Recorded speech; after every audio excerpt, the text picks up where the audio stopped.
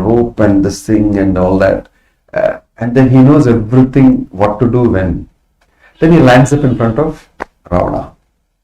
Then he piles up his tail and sits on top of it like my own asan, my own seat. And then he talks to Ravana also in a very controlled way. Then he said, I am so and so, and if you don't do this, if you don't return Sita, you'll be finished. And I want to tell you, I am just one guy from that whole huge army of crores of people and just one sample. I'm telling you, don't do it. He was very controlled when he said, he was extremely angry at Ravana actually. That you are holding Sita, Mother Sita, you're finished guy, you're finished. He wanted to tell you that finally. But then he's very controlled his anger, so I should not kill him. I can, but I should not. Ramachandra should get to do that because Sita has also told me that. Right? So he was very controlled about it. And then Ravana punished him and said, you set his tail on fire. And he took that opportunity and jumped from one place to the other and set the whole Lanka on fire peacefully. Very nicely he set it on fire. Here, this one, and that one, and this one, and this one. When it was rolling like nothing, he jumped into the ocean and cleansed his tail, and then he said, Haribol. He flew back. This is controlled anger. It's actually very rare. Spiritually oriented people, you will see many of them. You know the famous story of Alexander coming and seeing a sadhu in the Himalayas and commanding that I would like to learn the secret of this and that and mystic, this thing that you have, and he wanted to learn all that very immediately. And that sadhu did not open his eyes, he did not even look at him much. And Alexander threatened that, you don't give me a reply, what will happen to you. He was getting angry. And he said, I'll chop off your head, and you don't know me, I am Alexander the Great, I am this, I am that, and all that. The sadhu simply smiled and turned greater anger on Alexander. And then he said, I am a controller of this, I'm a boss of this and that and da. He told his whole da story and all that. And the sadhu smiled and said, I know everything about you, you're a servant of anger. You're a servant of anger. That completely drained out Alexander. He said, what? How can you be a boss of anything? You're first of all a servant of anger. Are you not? See how you're getting angry. But I am not getting angry. You're ready to kill me. Go ahead. So who is better off? It's mentioned that Alexander at that time surrendered to that person. Put his sword back. And he said, indeed you're right. I'm a servant of anger. So it's not an easy thing to have anger and control it and use it properly. That a spiritually oriented person can do. So these are 2-3 aspects. Mechanics of anger, landmarks of anger, where we can know that anger can be utilized and where we know that we should not show anger. And we should tolerate sometimes. Sometimes we need to tolerate. Especially if you grow up, you have children and you'll have to watch them grow. And if you worked under somebody, and many times you're in a position where too much is at stake and it's not worth getting angry. Intelligently you decide not to get angry because I will lose something more. You decide those things in life. So a person who is experienced this way, that way and everything, he knows slowly over a period of time by his own wisdom how anger can destroy me, how anger can benefit me. And how when somebody is angry with me, I know what he is going through. And therefore I may not take it seriously. In this way, a person who is getting angry with you gets a very good response. And he wants to actually be with you, just like Alexander saw this sadhu and said that, I agree with you. In fact, I want to learn from you. So when you actually don't respond to anger, you also attract an angry person, especially those who want to make self-improvement in their life. How did you do that? How are you so tolerant and patient? So many parents have to be very tolerant and patient. Kids get angry, show a whole, all sorts of anger they show and madness and this and that and everything. You see them very carefully, don't worry. They get a little angry, but then also they control their anger and they counsel. It's an experience. It's an experience. It comes out of wisdom in life. It comes out of understanding certain things in life. It comes out of maturity. Right? So many times we are in positions where we are learning, and at that time we can't control ourselves. We commit to anger and then we regret and then we think about it. But it's a process of learning. If you don't lose interest in actually growing internally, then you are always okay with, okay, I made this mistake, I learned from this the following things. And then we try to practice it. Actually, those who are interested in actually managing anger, they are persons who will first of all do it by cultivating their spiritual life, cultivating their spiritual strength. It's very important. Those people who do that are in a better position to control their anger, better position to use anger fruitfully for themselves. That is maturity. So these are the brief things that I want to state to you, and then I want to take questions from you, and then maybe I'll expand on that a little further. Om Tat Sat. Hare Krishna. Questions? Please raise your hand. Mic will come.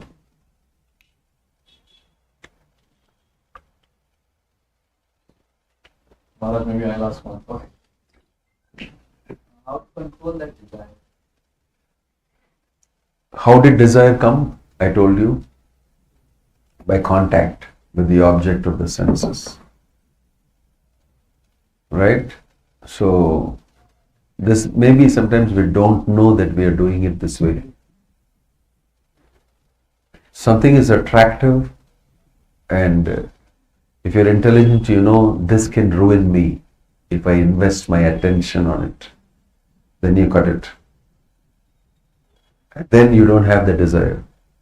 Association brings desire. Sangat sanchayate kamaha. Constant association with that object of desire brings intense desire. It's called kama. Sangat sanjayate kama. So intelligent people know that if I get attracted to this, this will happen and this will happen and this will happen. So it's danger light. I don't want to be there.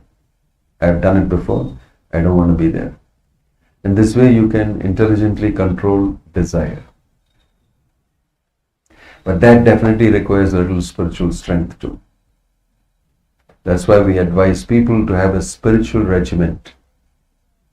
We chant Hare Krishna, Krishna Krishna, Hare Hare. This can do immense good to you. Then we associate with those people who try to control anger. We do and perform that type of a lifestyle that helps us to be in that situation and train ourselves, our subtle bodies, and upgrade ourselves spiritually. Then we are in a better position to face a situation like that. Okay, that's mentioned in Bhagavad Gita. I'm telling you. Yeah.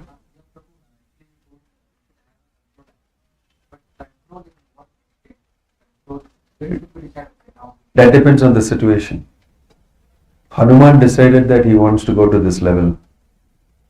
He decided that now that my tail is lit up, I need to do something more. He got angry enough to light up the whole Lanka. And then he said, okay, this is enough. And he left. He could have gone and punched Ravana in the nose also. He didn't do all that. He said that is for Ramachandra to do. He controlled himself and he left. Right? So, according to what the situation demands and what is required, you should decide. Like a child is being, what I say, disciplined by the parents. They know to what extent to go with the child. Beyond a certain extent, he may run away from home. Isn't it? He may run away from home and seek shelter somewhere else. That will be very bad.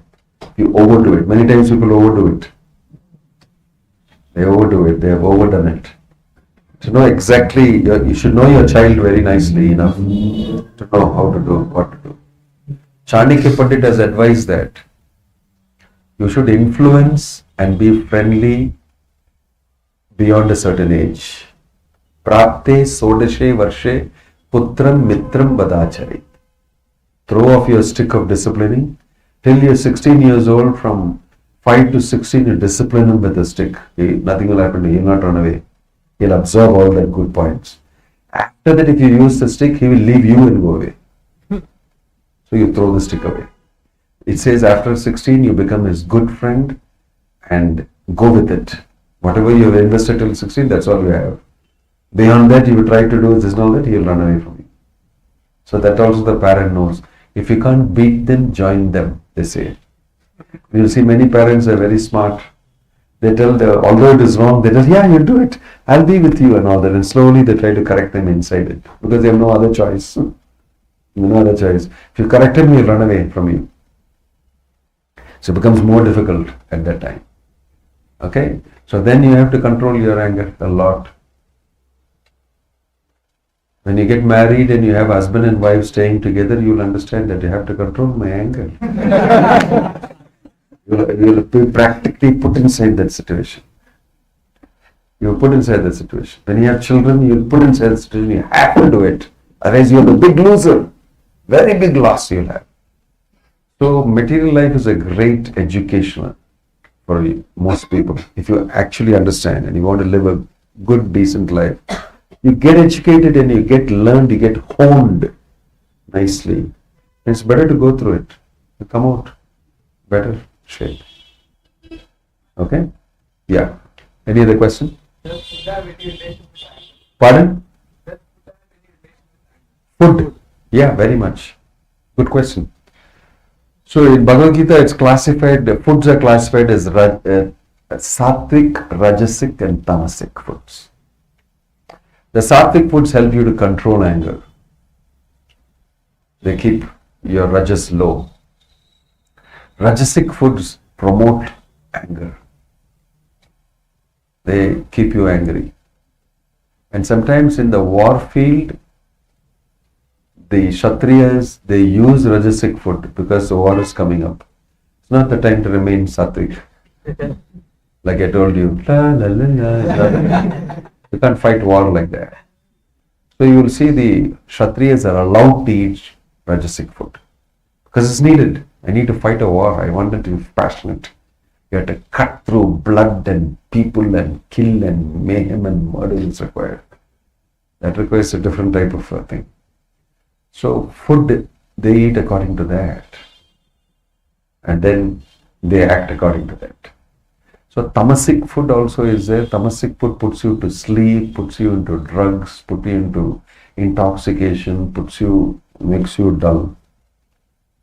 That type of food is there. So if you want to control anger, you can keep sattvic food. And beyond that is food that is transcendental. Beyond these three gunas is transcendental food. That's what you're being given here, prasadam. That will help you to get spiritual strength. Not just sattvic, this thing, but beyond, to also awaken you spiritually. So there are 4 types of food. I suggest you stick to transcendental food, prasadam, if not at least sattvic food. And bob between these two. Don't descend into rajasic. Okay? Yeah. Any other question or comment? Yes. I can see that.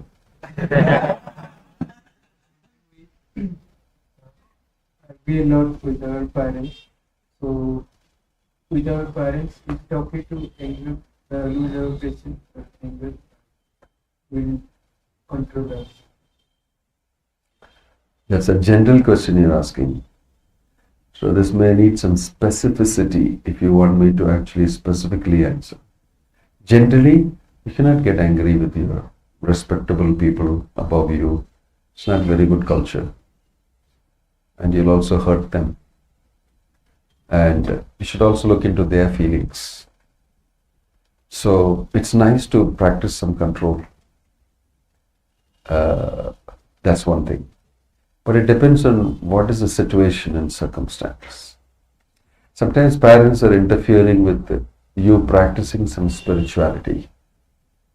They want you to be angry, passionate, ambitious, da, da, da, da. And you think that, no, I should be the opposite. Right? Then you have a problem. Then sometimes you tolerate it. That's the best thing to do. To be assertive is another way to replace anger. You know something called passive anger? In psychology, they'll tell you about passive anger. Sometimes you don't show the anger bodily much, but by your bodily language, I can understand you're actually angry with me. But you don't want to show it because of cultural reasons. Right? You can see that. In a cultured society also people get angry, but they show anger in a different way. You show your anger physically, verbally, and all that like a Kshatriya. That's Rajasic. You can also show very nicely that I am not pleased with you, with what you've done. That is controlled anger. Some people show anger in a different way. If the wife gets angry with the husband, she'll give him hell without talking to him. Showing my anger without, it's called passive anger. Simply passive anger. That he's watching some shows, this and that on the TV or on the phone or something, she'll quietly go and disable it. Pay attention to me. I am angry that you're not paying attention. Who did this? Why do you do it? Quiet. So the evening you get a dinner that is something that you don't like. Anger expressed. If you're intelligent, you understand, okay, you don't like it, you're angry. And then you'll act on it accordingly. But if you're another passionate guy, how dare you not give me what I'm going to the nearest this thing and I'm going to eat in the restaurant, I don't like you, I don't blah, blah, blah. That's not the response to somebody who's passively angry. They'll go deeper inside and get more angry.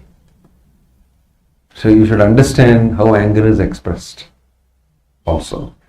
So if your parents are sometimes putting you into difficulty, you also have a cultural norm.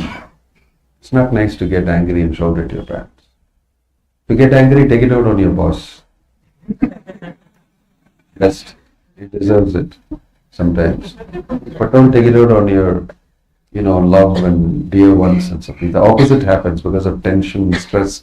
In the workplace, people come and shout and yell at their wives and their children. At home, what did we do here? What's wrong with you? We are waiting for you. We want to have a fun time with you. We want to go. You're coming and yelling. Stupid fellow. They'll think and they'll become even more morose. And it's loss for you. Right? So that's what I mean by learning how to pitch your anger. The wrong place at the wrong time. So if your parents are differing with you, even if it is some spiritual thing that you're pursuing this thing, you can be assertive but not angry. You can quietly say, you may think so, but I like to do this. I think this is good for my life. If you say that assertively and continue to do, they will know that they'll pay respect to you after that. This fellow not getting angry, but he's continuing to do what he wants to do. That is better. It's called assertiveness in psychology. I don't agree with you and I don't have to waste my energy getting angry at you. You may not think so, but I continue to do what I think is right.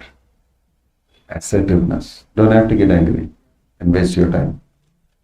So that's the type of thing you may sometimes need to respond to. People whom you love and whom you have respect to. That doesn't mean that you should lose your individuality, especially when it comes to your spiritual life. Right? So sometimes people are not very well informed about what you're doing. And so they don't know. So you don't have to take their judgment. You have to take advice from people who know. Sometimes it is that they don't know. That's all. Gradually they'll come to know and they'll agree with you. So look at the length and breadth of something in the future, in the past, in the present, and then take a nice decision about it. Because it's your life. So don't get angry with your parents. You can be assertive. You can be sometimes passively angry if necessary. send the message across. Yeah, use the mic maybe. Yeah. All kinds of desires the seed of anger. Pardon? Are all kinds of desires seeds of anger? Hold the mic. I mean, maybe other people want to They listen. all fructify into anger. All kinds of desires. Interesting question. If they are dissatisfied, they turn into anger. That's the root point where it turns into a detour. I mean, it takes a detour to something else. Not all desires, if they are satisfied, turn into anger. And not all desires are satisfied. Right? Especially if you are very intensely desiring, it can create severe disturbance of anger. Some things which are small and then you learn that it's better to forget it. It's good for me to just forget it. It's not a big intense desire. Then they don't turn into anger if you know how to treat it. So it depends.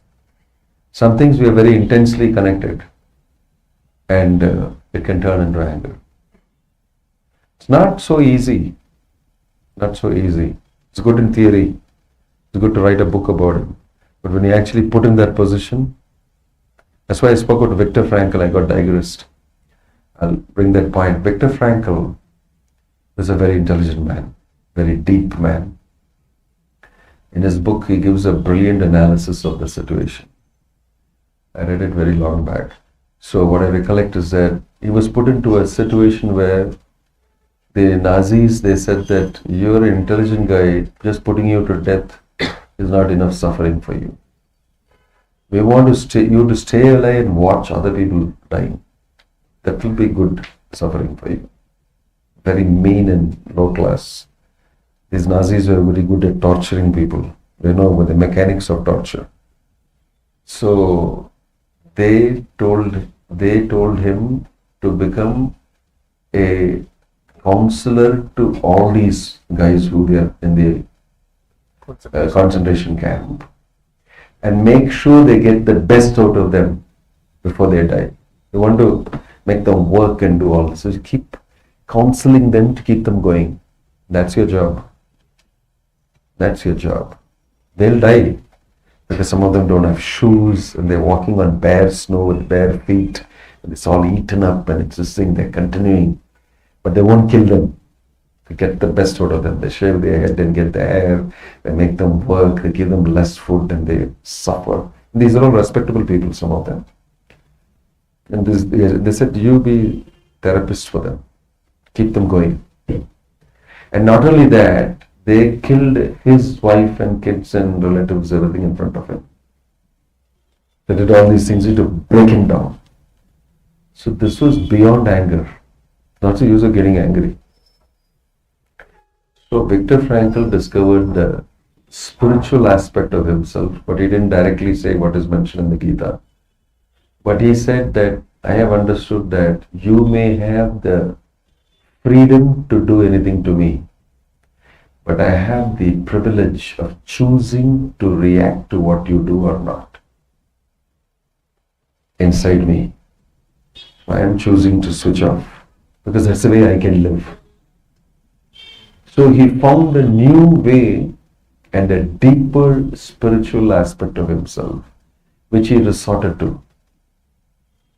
And then he found that I am deep inside another person. I can actually be different. I don't respond to what you're trying to do to me. You're trying to get me angry, trying to get me, do something crazy. I won't do it. He relied on his spiritual aspect. It's a famous quote of his. You have the freedom to do what you want, and I have the privilege to choose my response to it. So it's not that we need to always get angry. You are in positions where you have to live means you have to control your anger or seek a higher platform of spirituality to deal with your situation. Viktor Frankl was forced to do that and he survived the whole concentration camp and came out to become a very deeply mature person. Sometimes in life, we are also locked into situations like that, and we forcefully learn and mature and grow. So when we analyze these things deeply and live with people who deal with these things and delve into life in that manner meaningfully, we also can actually understand that all my desires don't turn into anger, need not. They can be controlled or they can be renounced. We have to choose one of these things in order to continue to survive and live and grow. I hope that helps. Any other question? Yeah.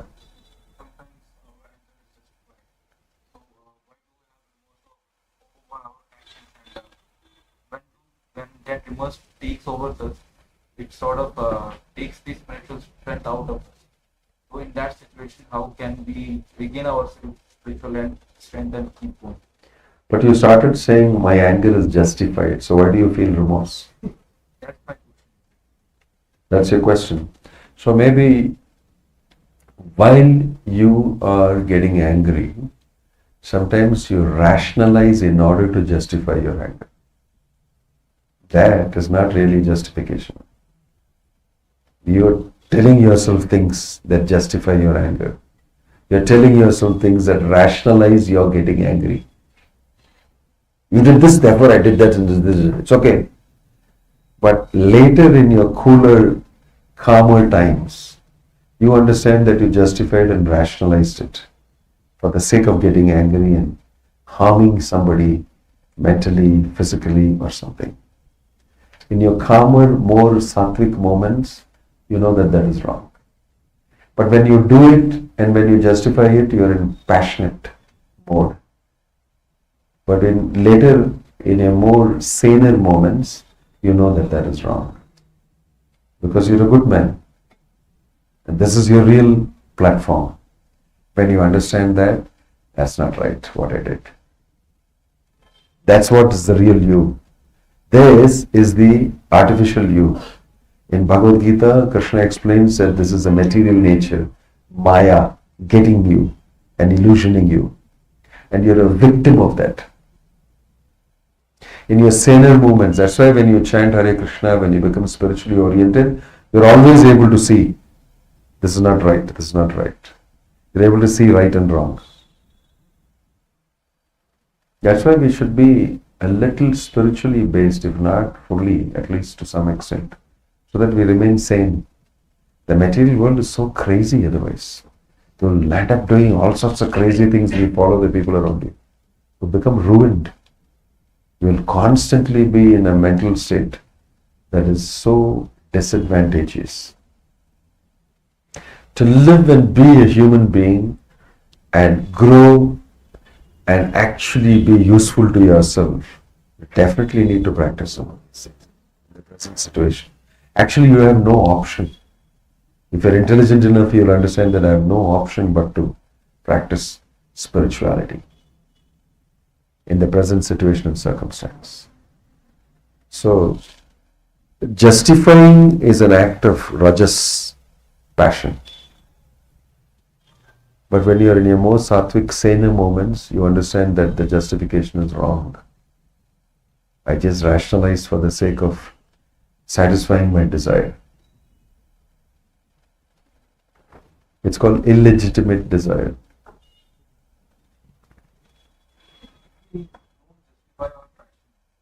Then how do we accomplish goals? Where do we reach without passion? The word passion, the way it is used in modern terminologies, that is different. Having an intense desire to accomplish something, if you're a Kshatriya, if you're a Vaishya, if you're a Shudra, if you're a Brahmana, that is legitimate.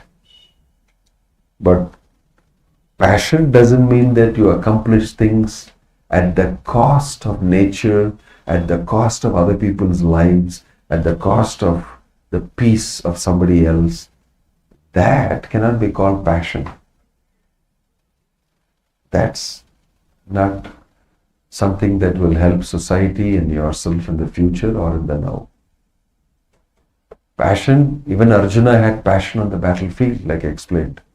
Because before that he already clarified everything with Krishna. And he came to know finally that I must do this, I must fight for Dharma. Then after that, he had the passion necessary for that, within that limits, within that guidance and counsel that he got. So you should know how to channelize your passion and make it legitimate. Not that you do anything you do, for the sake of your passion, you'll do any goddamn thing. That is not passion. That is you are under the control of some higher forces. You are not exercising your passion, like Arjuna did or Hanuman did. That's why you must be an educated human being. You must have some spiritual principles so that you know where and how to lay your limits for your passion according to your proclivities, natural proclivities. That's explained in the Bhagavad Gita very nicely. Why is Krishna telling Arjuna you must fight and kill people? Is it a strange advice? Because you are a Kshatriya, you can do it.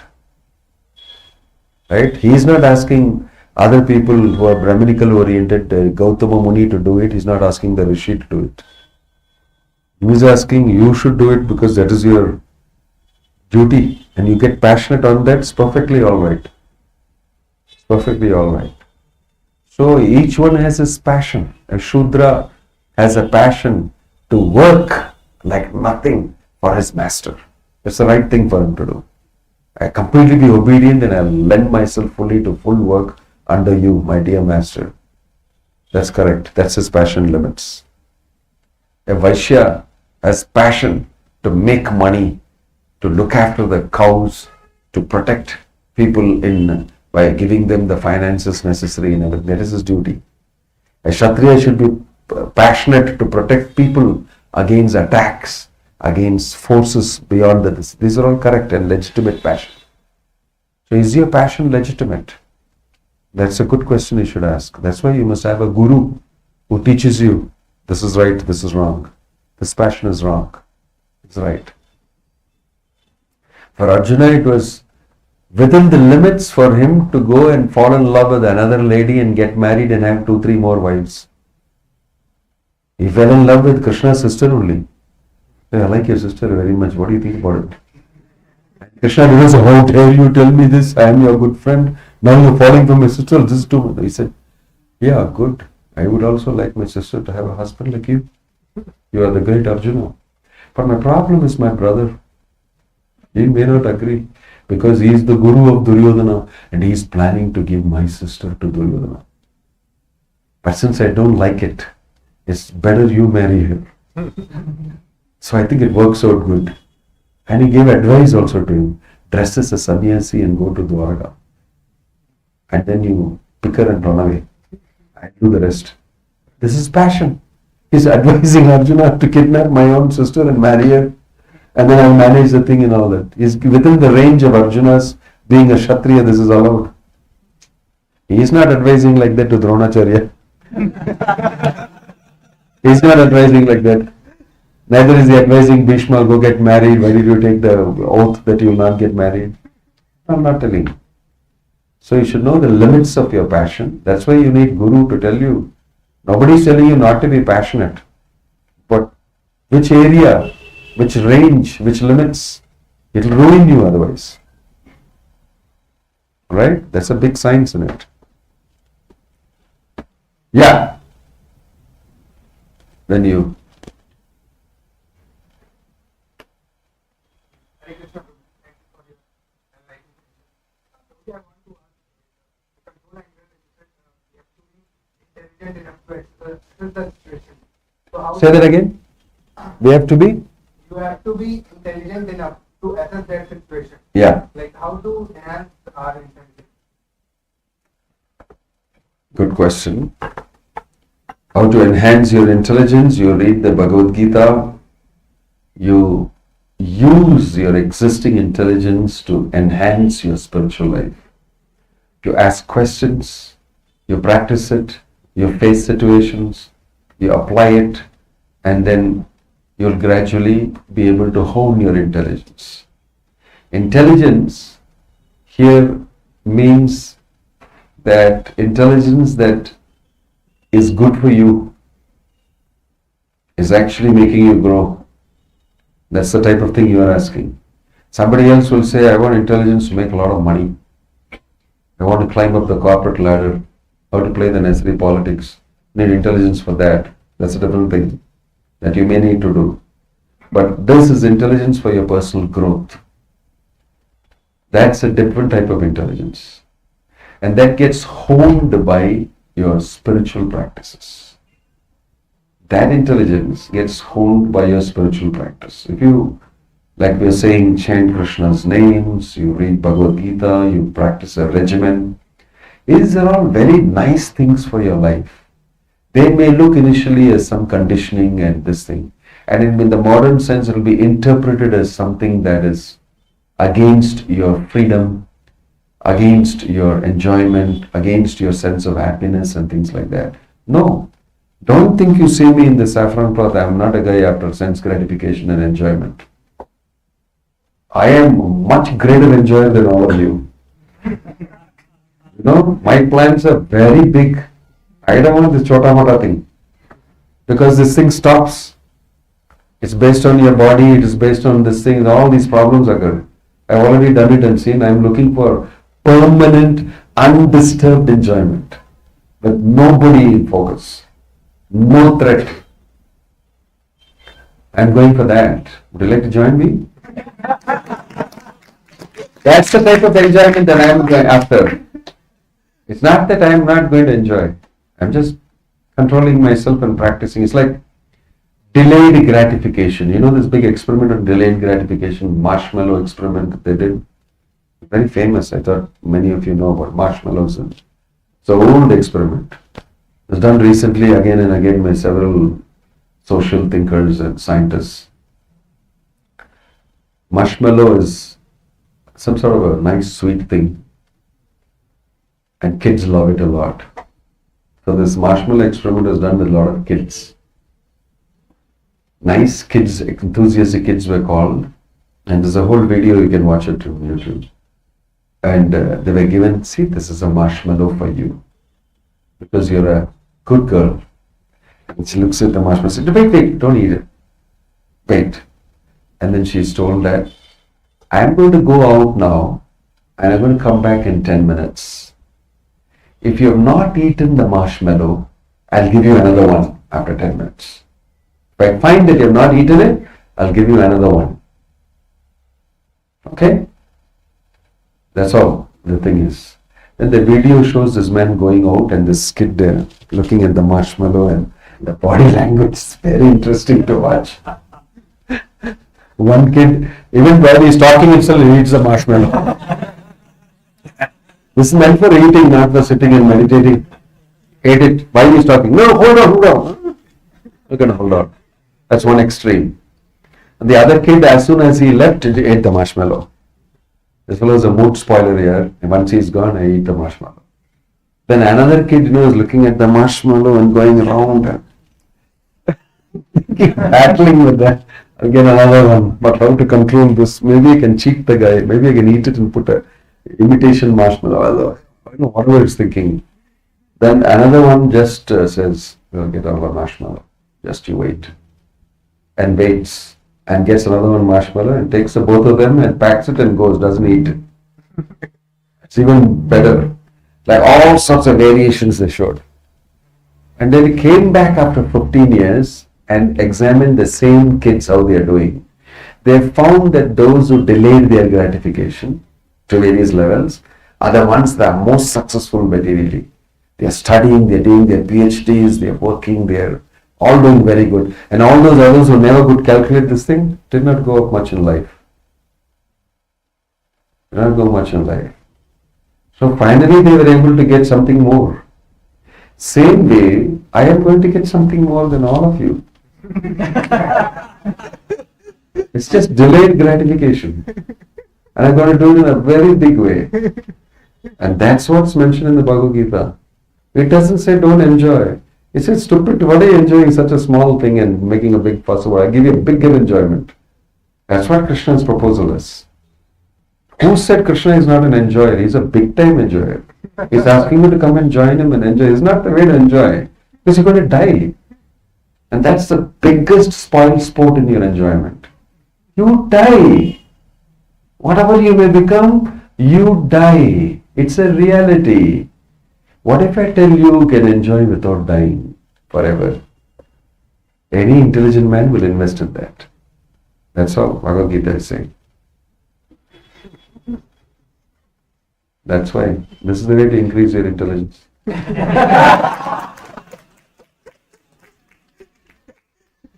That's the way to increase your intelligence.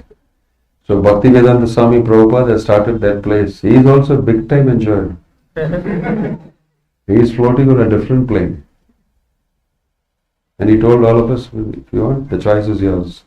You want to stick around here and go through the all the way. He did this to me, this happened, die. And again come with the same complaints and same hindrances and same problems. That's, after some time you should understand that something is wrong. Dal mein kuch kala hai. That much you should know. Right? Okay? Any other question? Yeah. Oh, I'm sorry. You're next on the line. Yeah. And after that you. Sometimes the object is a thing of the past. For example, a mistake that was done. And now in the present, our anger is direct and back at us. So we are angry with ourselves. So my question is, how can we nip it before this anger becomes a problem for us? Well, that's types of things happen. Sometimes you wake up suddenly in between while it's happening, understand it's not good, but already some things have happened. So what to do? You have to pay the price for it. There's one way to look at it. You can't sometimes undo certain things that you have done. They sit on you. That's something that you can't avoid. So you learn a lesson, you become a little more humble, and you take great care that such things don't repeat.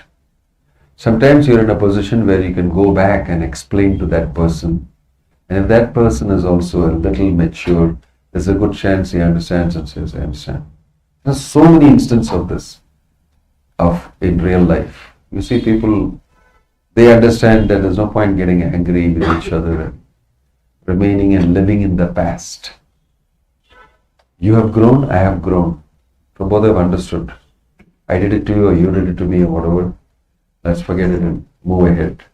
Maybe they do much better and more in their lives than sitting and thinking about the past. So even in the material world, wisdom is important sometimes. Right? Wisdom is important. So we need to go past. We need to go ahead in life also. We can't live in the past. So some people decide that I'm not going to think of what happened in the past, why did I do it, and spoil my present. I learned my lessons and I'm going to adopt them and forget it. Move ahead. That may be necessary. Sometimes what happens, like feeling down, like I just suppress my anger instead of effectively controlling it. So like what is the differentiation between like suppressing the anger and effectively controlling it? Suppressing the anger means you have no knowledge, but you're doing it. Controlling the anger means you use your intelligence and with knowledge you're doing it. Control is different from suppressing. Proper understanding, that's why we read the Bhagavad Gita and we control anger. People suppress anger, it comes out in other ways. Through other ports, it comes out. It's not something that you can.